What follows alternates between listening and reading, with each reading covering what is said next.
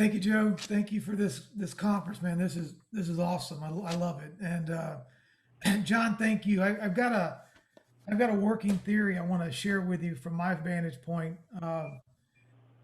95 95% of the world does not see XRP as anything other than a currency.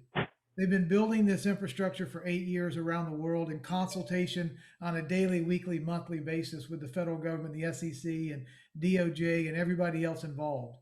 Uh, it's also come to light that XRP is not for us. It's wholesale, it's enterprise, it's made for the big banks, the money center transfers around the world, the infrastructure. For instance, let's assume they used us, perhaps. They wanted to test the ecosystem. Does it work? Is it viable? They've tested it through MoneyGram. They know it works. But now we've got Davos coming. We've got the Great Reset. They want this out of our hands. This is a shakeout from weak hands to strong hands.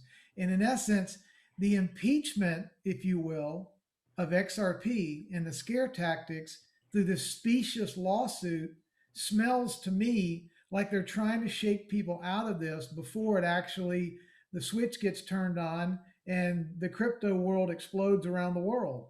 It makes sense that the person that this might very well pose the greatest risk to is the central bank itself or the Federal Reserve itself because of the way money can be moved around permissionless, the fees go away.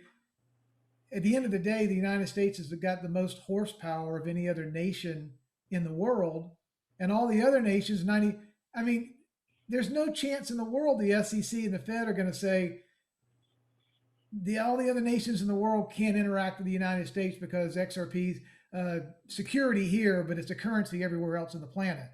It doesn't make sense other than they're trying to get people out to lose it before it then gets evaporated and can't be traded on the exchanges. And now the enterprise class owns the asset.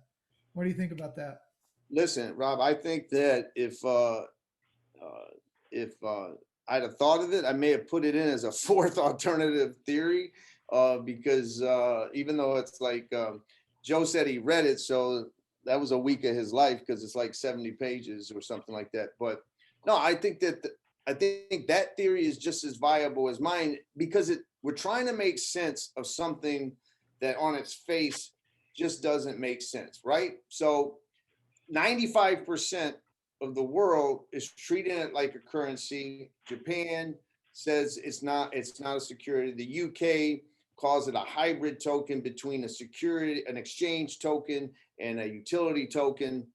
So the government, the reason why I think it's viable is because functionally the government can't come down and say, okay, all this XRP is a security, and therefore the 5% of it that's being used in the United States of America is a security, but everywhere else it's current. It just doesn't work, functionally. And so I think that your theory is just as good as any of mine. I've went back and forth. When I read how Tom Cotton had sent 2 letters to Jay Clayton blasting him, and how the Congress a letter 2 weeks before they filed the lawsuit blasting him, how the article, it was the Washington Examiner, did an investigative piece blasting, saying the Trump administration and the SEC, Chinese technology, American, and I was like, okay, that's got to be the reason. Then I'm like, okay, I read the personal gain stuff, and I'm like, if Jay Clayton comes out and says he secures a job at Goldman Sachs, all right, then it's going to be the personal gain theory. And so the truth will come out. It always has its way out. And your theory, it is a grab handle by people in the banking community, the central banks, the investment banks, to get it out of the retail hands may end up proving the case as well. So that's why I said I think I give 6 months to at least have more clarity, not regulatory clarity necessarily, but clarity about what was the motive, why do this. Listen, you got to remember, Grunfest himself wrote the letter saying you know, there's no reason to file this today.